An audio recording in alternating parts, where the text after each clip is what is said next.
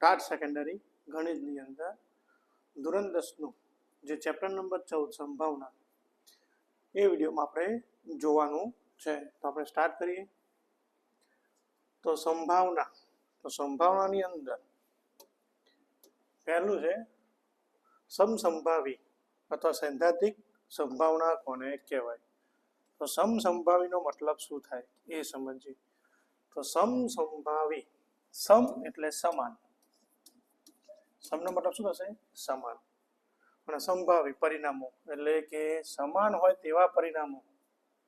કેવા પરિણામો હોય? સમાન. તો સમાન હોય તેવા પરિણામોને શું કહેવામાં આવે છે? સમસંભાવી ઘટના કહે છે. એટલે કે જે પ્રયોગ કરવામાં આવે, ધારો કે આપણે રૂપિયાના સિક્કાને ઉછાળીએ, કાં તો કાંટો આવશે કાં તો છાપ આવશે, તો એ મોટા ભાગના જે પ્રયોગો છે એના પરિણામો કેવા આવે છે? સમસંભાવી આવે છે.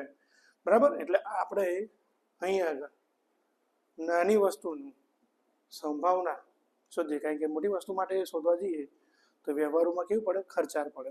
નાની વસ્તુ માટે આપણે સંભાવના શોધવાની હોય છે.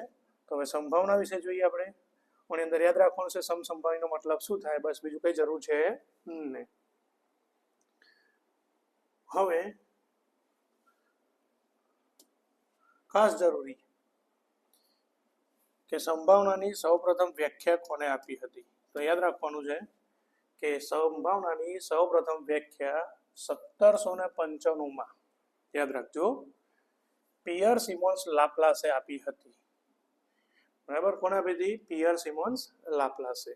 એટલે એનું સૂત્ર જોઈએ.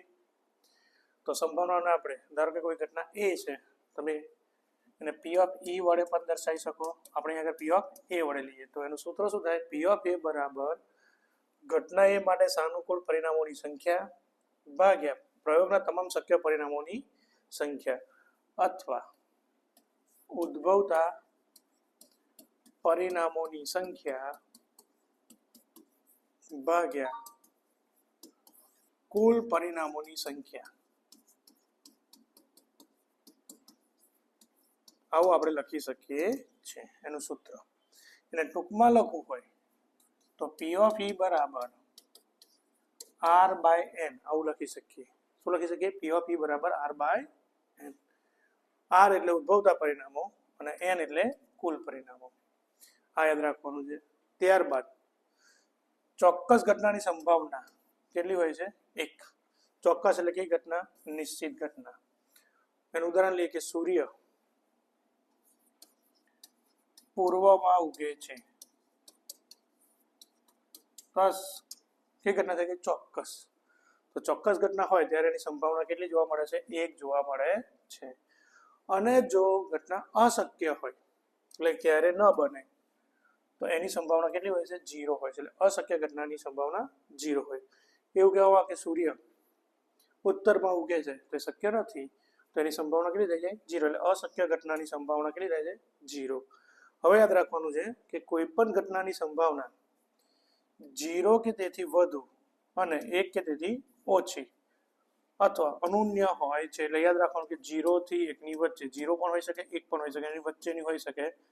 0 થી નાની એટલે કે ઋણ ના હોઈ શકે, 1 થી મોટી એટલે 1.5 1.2 એવી હોઈ શકતી નથી. એટલે કેટલી યાદ રાખવાની છે? 0 કે તેથી વધુ, 1 કે તેથી ઓછી હોય.